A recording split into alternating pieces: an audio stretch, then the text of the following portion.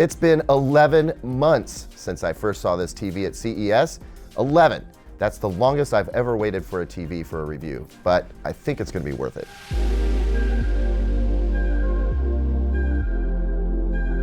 Welcome back, everyone. I'm Caleb Dennison, and today we're finally checking out the Vizio OLED. I know it's been a long time coming, but I'm excited. This should be a strong performer, a strong competitor, and it's bringing OLED down to the lowest price that we've ever seen, which means more people can enjoy it.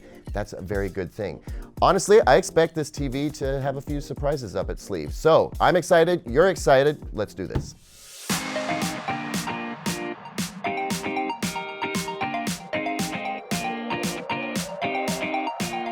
So here's everything that came in our box, and it's mostly stand components. All of this plus the screws are for the stand. Then we've got the remote, the batteries, and this is important product information that I'll toss away. But you know what we don't see here are setup instructions. No assembly instructions for the stand.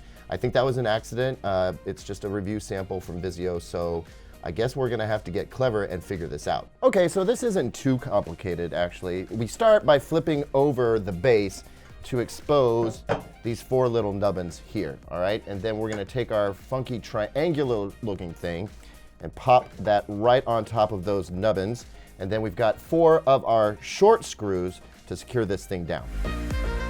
The next move is to get your TV on a large flat surface. I'm actually gonna talk about that later, but once you do, grab your stand and then slide it into two little slots at the bottom of the TV, and then you're four screws away from being done with this section. The last thing we need to do before we can set this TV upright is get this final piece installed. It's got a kind of anti-skid rubbery surface there. We pop that in this way, and then there are two screws that would normally go in here. Unfortunately, those screws weren't in the box. Okay, so we've got the TV upright now, and there's quite a bit for me to show you along the back of this TV. But before I do that, I just want to take this moment to mention setting this TV up is a two-person job. Absolutely. It's also really worrisome, kind of a dicey situation. I mean, as evidenced by these stickers that say, hold here, but not here, because honestly, when you're moving this thing around and trying to get it set flat, by the way, this is the thing that you set it on. So you've got a really expensive, kind of flexible OLED screen, and it's going flat onto a surface. I hope you have a surface big enough. That's the only padding that you get for it. And then you can feel it kind of bending in your hands, so be careful. This TV is not worth screwing up. Have a friend, do it that way. Now, let's check out the back of this TV. Vizio has gone to great effort to keep the back of the TV looking clean, and to that end, we've got quite a few of these like concealment ports, and yeah, if it seems like that was a little hard to get out, that's because it was. More on those panels in a minute. At any rate, right here is where you're gonna find most of your connection ports. You've got HDMI 1, 2, and 3 here. 1 is your eARC, 2 and 3 are 4K 120, so you want your game consoles to go there, or your gaming PC, whatever you prefer. We also have just a couple of connections on the side for easy access. On the left-hand side is where our power port is hidden, and yeah, it's got a long piece of plastic covering it up. There's the power port, but the reason the plastic is so long is because we'll use this area to channel our cable. So yeah, you see how the cable management works, and this is great because you could fit a lot of cables here. Then you just need to go down through the center foot and then pop on your cover plate, which is a little bit easier said than done, I'm afraid. Now we just have to pop in some panels, peel some plastic, and we'll be in business.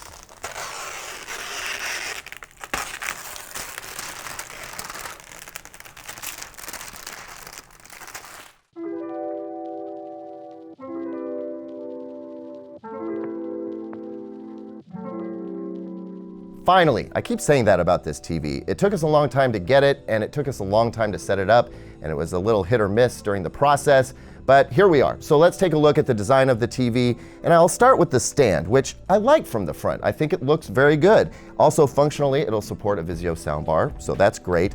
It's on the back of the stand, and the back of the TV in general that I really don't care for from a design perspective. That little foot supporting a bunch of the weight of the TV is not exactly confidence inspiring. And then while it creates a clean look when they're in, those plastic panels are kind of difficult to deal with and get in nice and flush. The other thing about the cable management I mentioned earlier is that it's a double-edged sword. While it definitely hides everything and spits it out the back of the TV, it also cuts your cable length in half, which can make getting the TV set up with your other components kind of a hassle. But bringing it back to the front of the TV, it really does look good. And this is the part that matters, right? This is what you look at. It's got almost no bezel. The black border that you see here is a black matrix, and that's typical. So where it matters, the TV looks quite handsome. Now, let's hope that the rest of this setup doesn't take as long as the first part did. All right, initial setup for this television is similar to any other smart TV. You want to get connected to the internet, accept terms and conditions. Be careful what you accept. It's going to share some of your viewing data if you don't. And then about 5 minutes later, after some downloads and some updates, you're going to land here. So if you're not familiar, this is SmartCast, Vizio's smart TV system. And in addition to all these apps that you can use to watch streaming TV, it also supports Chromecast and Apple AirPlay 2. More on that in the full review. But right now we want to check our picture settings, and we'll have to do that in 3 different places. So we'll start by pressing Menu, Picture, and by default, it's gonna be in the bright picture mode. I'm gonna switch that over to Calibrated, which is gonna give us a warmer color temperature, among other things. I also want to go down to Advanced Picture and then to Motion Control, and you'll see that by default there's Judder Reduction set to 2. I want that at 0, and then Motion Blur Reduction set at 2. I'll bring that back down to 0. Even at just 2, there's too much of that soap opera effect for me, so I like to reduce it to 0, and I highly encourage you to do the same. Then there's this peak luminance setting, which I've never noticed before with Vizio. And it does make quite a bit of difference in the brightness of the television. So being that we're in calibrated mode and it tends to be a little on the darker side, I'm gonna juice that up to high just to see what it looks like, and then I'll revisit after I do some deeper adjustments on the TV. Now, let's go into Netflix. And the reason we wanna do that is because we wanna pull up a Dolby Vision title. Here's one here that we've got queued up. We'll get that going. We notice that we get the Dolby Vision symbol. I'll go ahead and just do a pause so that Netflix doesn't get upset with us, and then go into the picture settings. And by nature, it's going to be in bright mode. I switched that to calibrated earlier, as you can see here. Same deal, you want to go into advanced picture settings and into motion control, turn down the judder, turn down the motion blur reduction, and back to peak luminance is set to low. So I'm gonna bump that up again, because even with Dolby Vision on, the calibrated mode tends to be a little bit darker with a lower specular highlight level. And then finally, we can go into any app that uses HDR. I guess we'll use YouTube for that. So pop into YouTube and we'll start a title that has HDR. Verify that we get our little HDR 10 tag. There we go. Get a little star field there. And then once again, go into Menu, Picture. We're in calibrated mode already, which is great. Color temperature is warm.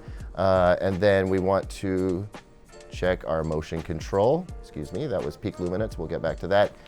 Get our judder reduction down. So same deal across all 3, SDR, HDR, and Dolby Vision, with the peak luminance going up to high, the motion and judder control turned down, and warm color temperature. I think that's a really great place to start.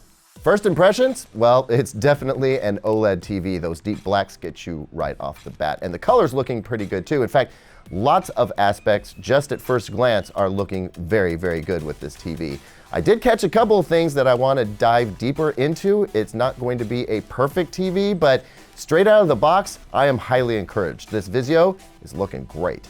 Thanks as always for watching, everyone. What do you think of the Vizio OLED? And do you have one already? Leave me a comment down below, like, subscribe, hit that notification bell, and here's 2 other videos that I think you will like.